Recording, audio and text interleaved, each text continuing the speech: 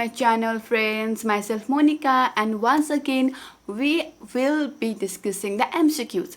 See, I have always said MCQs are really important, because just in theory we might get the concept, but to put that concept in proper place and to actually enhance your knowledge, MCQs are the best thing.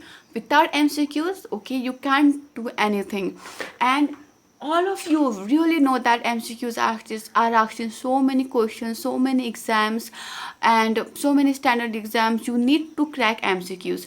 So I have started with renal angle, okay, from the kidney. So this question has been asked in Nepal and India, both countries. So let me tell you, and it has been asked in KU exam also, TU exam also, and also India in AIIMS and other kinds of examination. So the question here is renal angle. Renal angle is the angle between, and there are the four options. So to know the correct answer of this question, so now let us first know what is the renal angle. So here you can see this renal angle. Since I'm very poor at drawing, so I have shown you here. So by the black marking you can see that renal angle is shown by black and blue marking, and your description is given. You can read here, it is present in 12th rib and the rectospinae muscle. So this is all about the rectal angle. Okay, thank you so much. Now once you have understood about the renal angle, I hope that you know that renal angle is the angle between the T12 and the lateral border of the erector spinae muscle. Okay, so the answer is this. You will be asked multiple of times what is the renal angle. Why?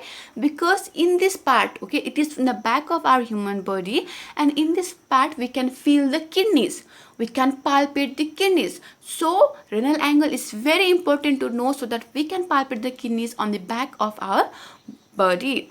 Okay, so this was about question number 1. Now let's move to the question number 2. Move to the question number 3. So in question number 3 there was a lot of thing to understand, because the relations of every organ is very important, because we have to do surgery, we have to go to different things, and we cannot damage one thing for treating the another one. So here we had this, in this question I will try my best to make you understand everything. Okay, I am not describing them, but I have made this note, you can take it, and I will definitely, is anatomy, there will be diagrams, so I could not make any diagram here because there was no space. So I'll keep this photo, you can just look at this photo and you can draw that on your notebook and you can start learning this. So the question here is, while exposing the kidney from behind, all of the following nerves is liable to injury except. Okay, so this is the kidney, and from back side if you are doing the surgery, then which of the following structures are liable to injury except? The question says except. So here the options are lateral cutaneous nerve of thigh, ilioinguinal nerve, subcostal nerve, iliohypogastric nerve. So first of all, going to the back side of the kidney,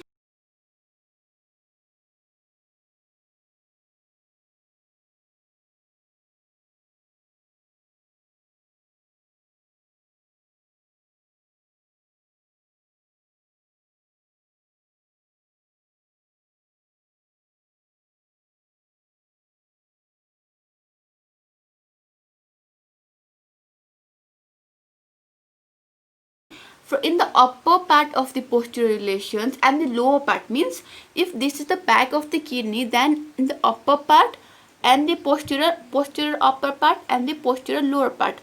So first of all, let's go to the posterior upper part. We will study about the posterior upper part. In the posterior upper part, you can find the diaphragm arising from medial and lateral arcuate ligament. There is costodiaphragmatic recess, and there is 11th and 12th ribs in the left kidney and 12 ribs only in the right kidney. So this is the posterior relation of the right kidney. Please pause this video and make a diagram, or you can also go back to this video after certain time if you feel confusing at question number 3, and you can observe the structures here. So whatever I am explaining in question number 3, the structures are present here, and in this way you can easily understand question number 3. Now let's go to the explanation of question number 3 theoretically. Anterior layer of thoracolumbar fascia covering quadratus lumborum, fascia transversalis covering transversus abdominis, paranephric fat, and then deep to thoracolumbar fascia you can find subcostal vessels and nerve, iliohypogastric nerve, ilioinguinal nerve, and the fourth lumbar artery only on the right kidney. So the answer of your question is over here only. So can you see the lateral cutaneous nerve of thigh in any of these posterior relations? No. So that definitely means that the correct answer for this is the lateral cutaneous nerve of thigh is no in any liable. There is no liability for the injury of this lateral cutaneous nerve of thigh because it is not present here. The nerves that are present are subcutaneous vessels and nerves, iliohypogastric nerve and ilioinguinal nerve. I am telling you, this is really important, not just for your other standard exams, because it has been asked in APIIMS 2004. It is important for your Viva also. Teacher are definitely gonna ask you the posterior relationships. Be sure.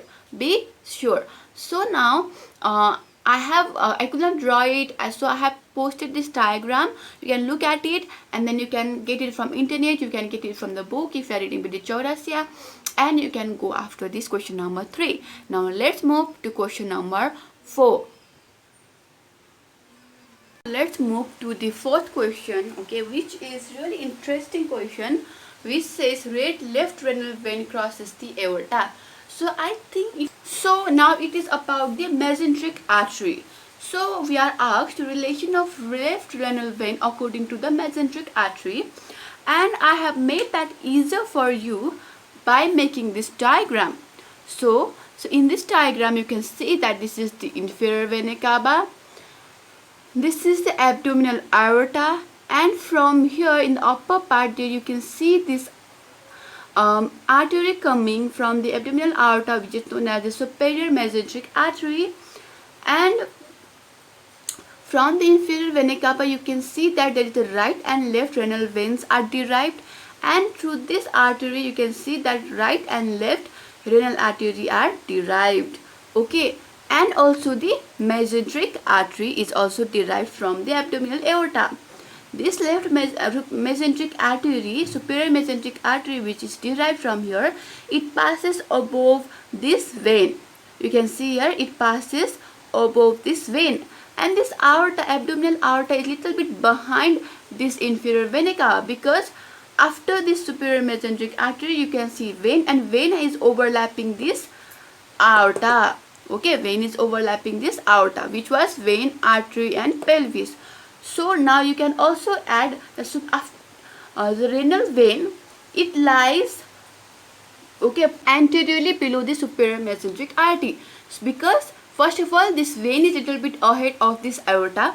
Okay, vein is little bit ahead of this aorta, but this mesenteric artery which is coming from here, it is now overlapping, so it is coming over this left renal vein. You can see here it's just coming over from, it is just going from over the left renal vein. So the left renal vein lies anteriorly below the superior mesenteric aorta, anteriorly but below the superior mesenteric aorta. After vein there is aorta, and after that there is pelvis.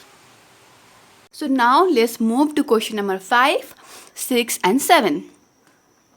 So now question number 5 says kidney develops from where? So development is also important.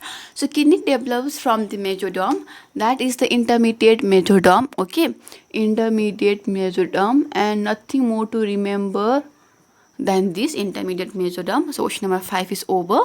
Now location of kidney is, where is the location of kidney? This is also something point to remember. So the location of kidney is T12 to L3 vertebra.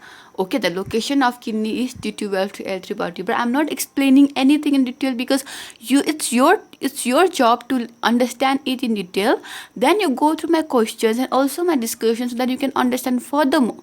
Okay, if I start teaching everything detail, then it will be a very long video and it will be very boring also. So question number 7 says coverings of kidney from outside to inside. So the coverings of kidney from outside to inside. So I will show you a short video which I have I could not draw it here, and because I'm not so good at drawing, so I thought to take picture and I made a video from there. You can just watch it now. So here in this diagram you will see, okay, I have taken this picture. So here you can see that this is the tubal thread and this is quadratus lumborum, and whereas this hypogastric knob, inguinal knob, and other kinds of knobs which I have already talked, which is present in the posterior part of the kidney. Okay, posterior part of the kidney. You can see the perinephric fat in the posterior part. Then you can see that there is renal capsule also. You can see perinephric fat, which is adipose tissue. Paranephric fat is also an adipose tissue, but perinephric fat, it is in the outermost part, and then it is also in the posterior part. So first of all there is paranephric fat, and then you can see renal fascia, and inside of this, in the kidney inside, there is also perinephric fat, which is also an adipose tissue. Since it is inside, so it is known as perinephric, and then there is renal capsule. So this is all about to the covering of the kidney. So you can really see in this diagram and you can understand everything. You can take the screenshots too. So now after you have watched this video, now let's talk about the coverings of kidney. Already you should know that it is paranephric fat which lies outside, then there is renal fascia, then inside of it there is perinephric fat, and there is true capsule. This paranephric and perinephric are made up of adipose tissue. Okay, paranephric and perinephric, these are made up of the adipose kinds of tissue, and this true capsule is a fibrous layer. This true capsule is a fibrous renal layer. And talking about the renal fascia, so this renal fascia, you can see how it goes throughout the kidney, from where it joins and where it splits. Okay, renal fascia is also known as the fascia of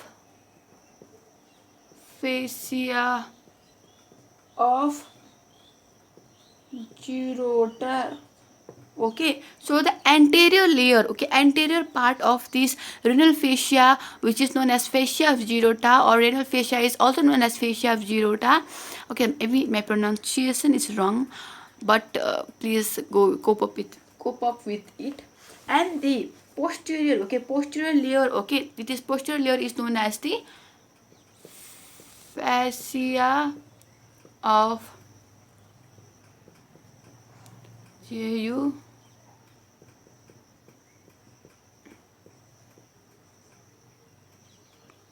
Zucker. Okay, this spelling is quite confusing. Zucker gland. This is the posterior and this is the anterior layer. So these are known as like this. So anterior fascia is known as fascia of Girotta, and the posterior side is known as fascia of Zucker gland, or something like that. Okay, so